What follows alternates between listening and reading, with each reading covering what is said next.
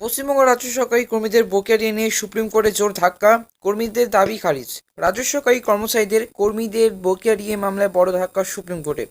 পশ্চিমবঙ্গের সরকারি কর্মীদের বকেয়া ডিএ নিয়ে মহার্ঘ ভাতা নিয়ে প্রায় কয়েক বছর ধরে টানাপোড়েন চলছে।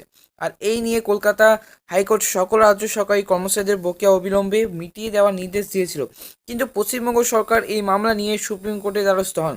বকেয়া ডিএ নিয়ে রাজ্যে আন্দোলন চলছে।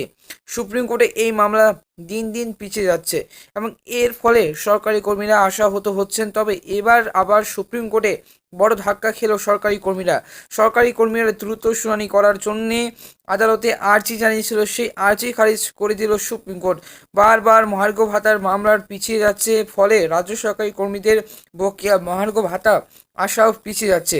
এই জন্য তারা দ্রুত শুনানি আর্জি জানায় সুপ্রিম কোর্ট, কিন্তু সুপ্রিম কোর্টে সেই আর্জি খারিজ করে দেয় শুক্রবার। পরের বছর 5ই ফেব্রুয়ারিতে এই মামলার শুনানি হবার কথা। কলকাতা হাইকোর্টে এই মামলায় রায় দেয় এবং সেই রায় যায় সরকারি কর্মীদের পক্ষে। সেই রায়তে বলা হয়েছিল 31% হারে ডিএ দিতে হবে রাজ্য সরকারি কর্মচারীদেরকে। রাজ্যে এই রায়কে চ্যালেঞ্জ জানিয়ে কিন্তু সুপ্রিম কোর্টে দ্বারস্থ হয়।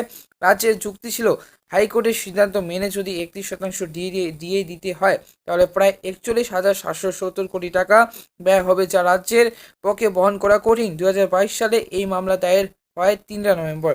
রাজ্যের পক্ষে সওয়াল করেন মুকুল রোহতগি এবং এরপরে রাজ্যের আইনজীবী বদলে অভিষেক ভানু কিন্তু সিংভিকে দেওয়া হয়। এরপর একের পর এক তারিখ বদল করা হয় এবং নানা কারণে পিছিয়ে যায় সেই ডিএ মামলা।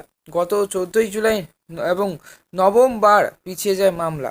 তারপরে তারিখ দেওয়ার হয় 3 নভেম্বর। সেই 3 নভেম্বর তারিখ বদল করা হয়। আশাহত হন সরকারি কর্মীরা এবং এই মুহূর্তে রাজ্য সরকারি কর্মীরা 6% হারে ডিএ পাচ্ছেন, আর কেন্দ্র সরকারি কর্মচারীরা 40% হারে ডিএ পাচ্ছেন। কিন্তু ধীরে ধীরে এই ডিএ বা বকেয়া ডিএ পার্থক্য কিন্তু বৃদ্ধি পাচ্ছে, কিন্তু এখনও পর্যন্ত এই বিষয় নিয়ে কোনো ধরনের সদর্থক উত্তর পাওয়া যাচ্ছে না।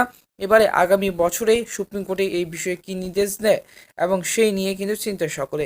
আর বছর পড়লেই কিন্তু 2024 সালের লোকসভা ভোটের দামামা কিন্তু বেজে যাবে। আর এই ভোটের প্রকালে এবং কি আদৌ কি এই নিয়ে কোনো সিদ্ধান্ত নেওয়া হবে কিনা সে নিয়ে চিন্তায় রয়েছেন অনেকে। এবারে সময় বলবে ডিএ মামলা কি হতে চলেছে।